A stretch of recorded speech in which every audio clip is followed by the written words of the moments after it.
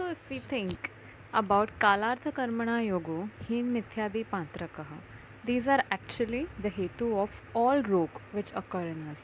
Okay, these are actually the Viprakushta hetu. Viprakushta means those hetu which are not closely related to the body, which this is actually given in chapter 1 of Charak Sutrasthan, that is Dirgha Jivati Adhyay. So that Sannikrushta hetu, that is the hetu which are very close to our body for all the diseases, are the Prakupita Avastha of Tridosha. Kalartha Karmana Yoga. Kal is the Kal, Artha means Indriyartha, and Karma. In the Karma Shabda also, all these Mithyachar comes. So wherever hetus are not written, like specific hetus are not given, we can rely on this general hetus actually. Ayurveda, if you see what are the hetus, the same hetu of same disease according to modern science would be something fancy. Like hetu for all the diseases in Ayurveda are simple hetus like divasvapna or having lunch at a wrong time. Arey, what is this? This is so simple and this is so basic. How is this the hetu of actually such a big disease?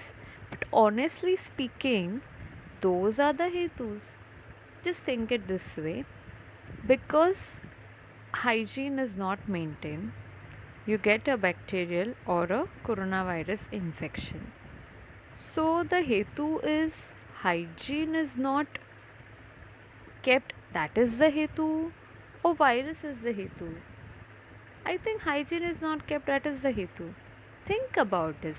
So this is what is said in Ayurveda. So at times because of the simplicity na, we just take it for granted actually. But these hetus are also very important. So yesterday actually we discussed all the factors, that is Diva, Swapna, Ratri, Jagran. So we won't go in detail. Everything comes which is actually mentioned in modern science also. So now impact of stress, that androgens are converted into estrogens in large quantity because of the adrenal gland, because adrenal gland secretes an androgenic precursor in times of stress, as a result of which it increases PCOS, right? So over here we are going to see the Ayurvedic way. In Ayurveda, as we see, Chinta, Bhaya, Krodha, Shok, etc. All these things increases Vadushti actually. And also if we see Charak Viman Sthan, the first Adhyay, that is the Rasa Viman, in that Ashta Ahar Vidhi Visheshayatana mentioned, and after that Ahar Vidhi are mentioned. So in Ahar Vidhi, they have given the word Tanmana Bhunjita. So Tanmana Munjit means म्हणजे मन लावून भोजन करणे. So this is very important actually. So if we don't do this, if we don't have a mind while eating and we have chinta, bhaya, krodh, shok and everything, so at that time that can also cause Agni Dushti.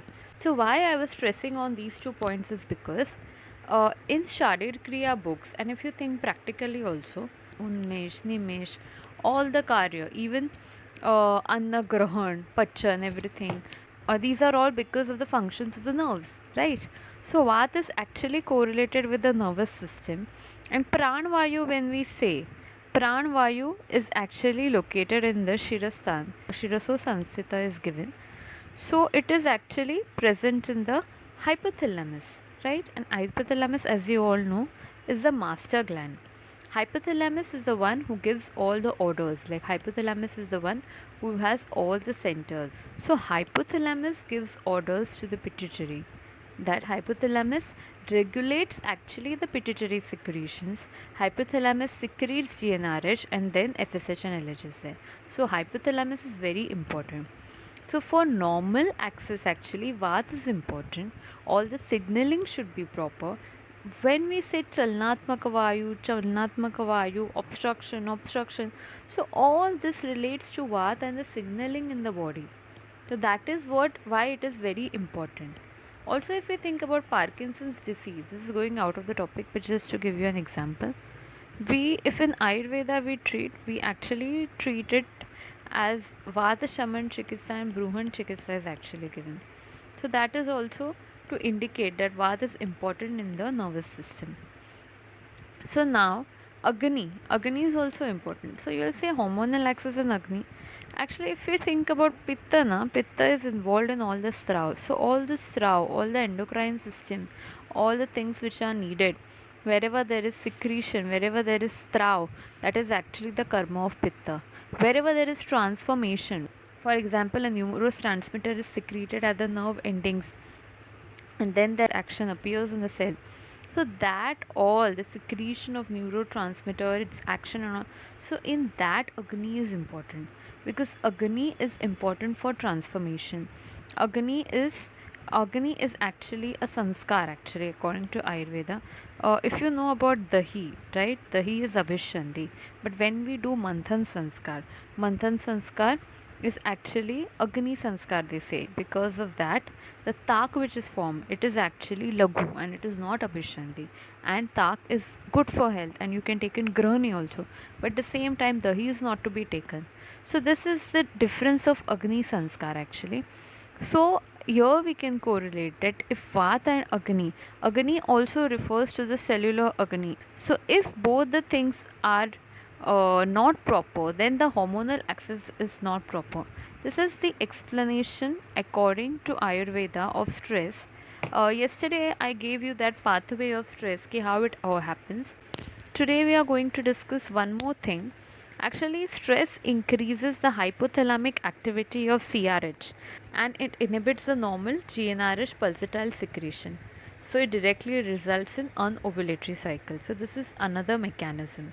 And these people are known as stress eaters, that you all know. Okay?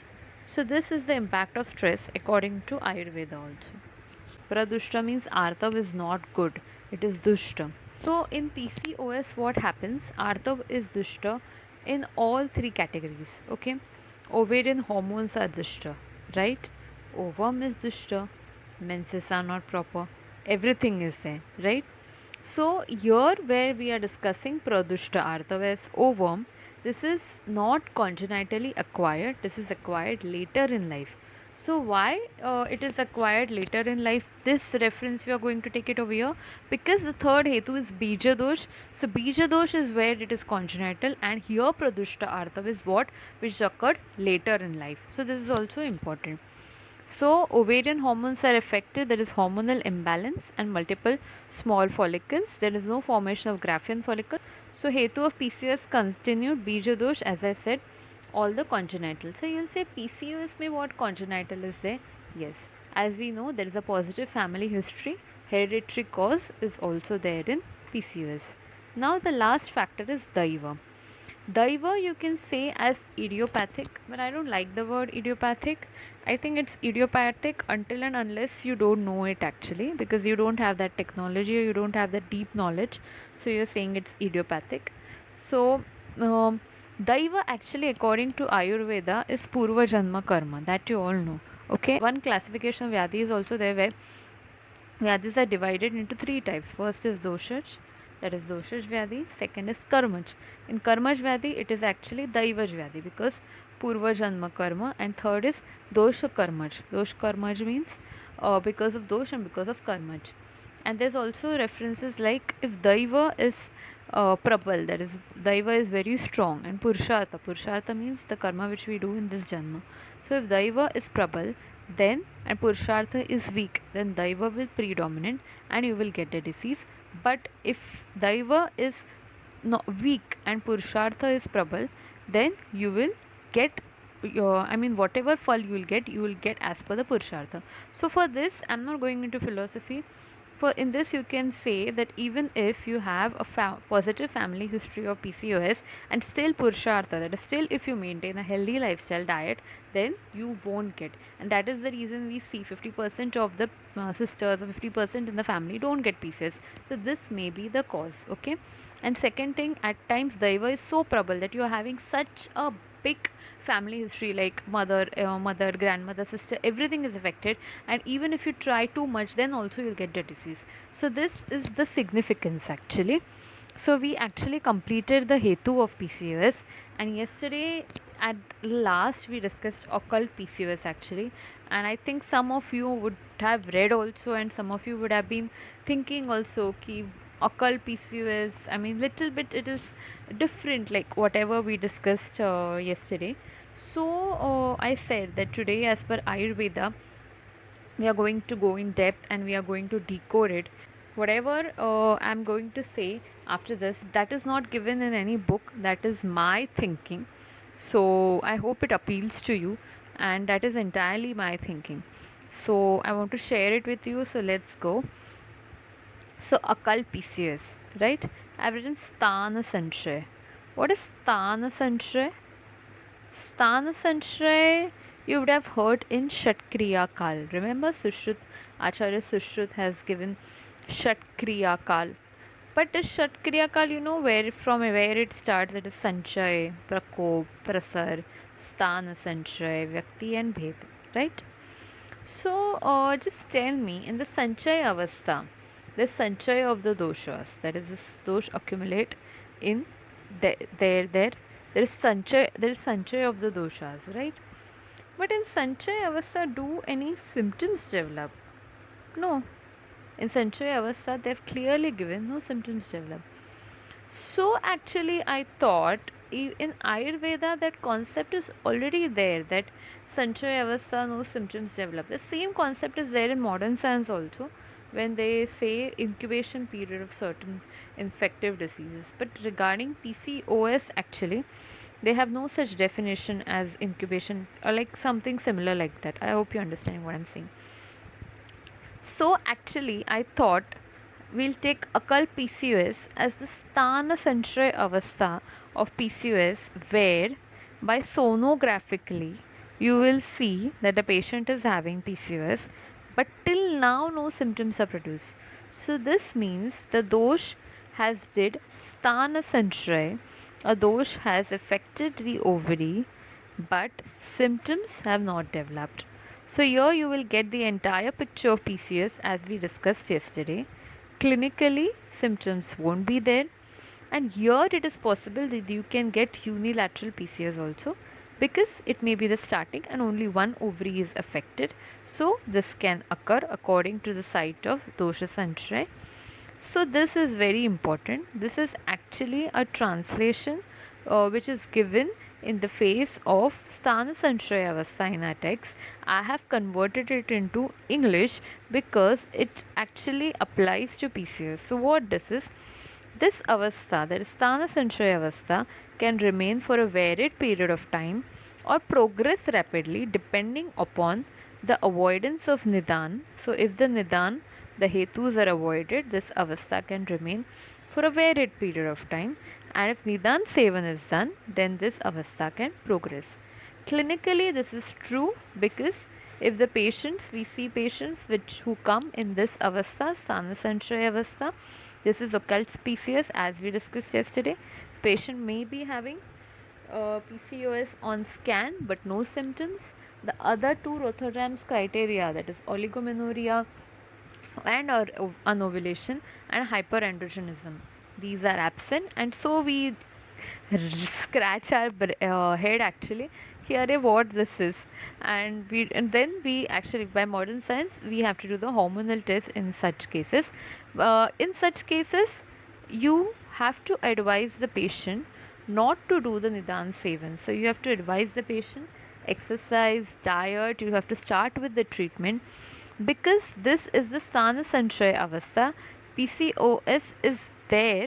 So what happens, some doctors actually, if they see PCOS on scan and the patient is not having symptoms, so they become a little bit confused and they think what this is, and maybe they won't treat it that aggressively. So that is a mistake where we make, because if we don't treat it at that time, then it can spread to the next stage. So what is the next stage? The next stage is the Vyakti Avastha. So by Vyakti word only you can come to know Vyakta means something is about to show. So all the symptoms will occur in this Avastha. But as this is mentioned in our text, that symptoms will occur depending upon the sthan acquired by the dosha. Now the dosha have started spreading to different places or different strotas, and wherever they acquire the sthan, the symptoms will occur. So in such cases, some patients will present with acne, some with paleness, some with menstrual abnormalities, some may also present with infertility. So this is the Vyakti Avastha, and eventually all the symptoms will occur. Okay, and this is the Vyakti Avastha. So all this occurs actually, anovulation, oligomenorrhea. So how the Vyakti Avastha takes place. Initially the interval of menses would be to 2 months, then 3 months, then 6 months, and then menses will come only on withdrawal therapy. So, actually, when the symptoms occur, most of the patients you will see in this stage only with any of the above symptoms, actually. But recently, what has happened due to the availability of USG and people doing USG for some other diseases, some abdominal thing she would be having, appendicitis, anything, and at that time, because she's female, pelvis sonography would also be done, and PCOS can be an incidental finding also in patients who don't have anything, and this actually has increased because patients do sonography lot actually.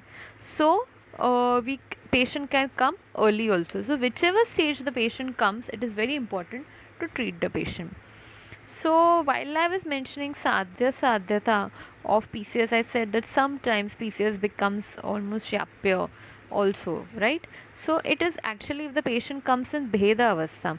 If the patient comes in Vyakti Avastha, then you can say that it is Krutcha Sadhya because symptoms have developed. And if the patient comes in Bheda Avastha, it actually becomes very difficult to treat. You can almost between Krutcha Sadhya and Yapya, you can say. So, if the treatment is not taken in the Vyakti Avastha also, all the symptoms have developed, the scanty menses, acne, hirsutism, not all, but at least in some more quantity, some less quantity, symptoms have developed, then the patient is not taking treatment, having junk food, the patient will develop complications. So complications, as we discussed yesterday, diabetes mellitus will be there, cardiovascular complications, endometrial cancer, breast cancer also. So this is something which I found interesting actually. The death rate among PCOS due to DM, that is diabetic mellitus, and metabolic syndrome is 5 to 1.4. So if the death rate of normal population with DM and metabolic syndrome is 1:1.4, then in PCOS patients with DM and metabolic syndrome, the death rate is 5. So which is actually a big change. So it is actually little bit scary also.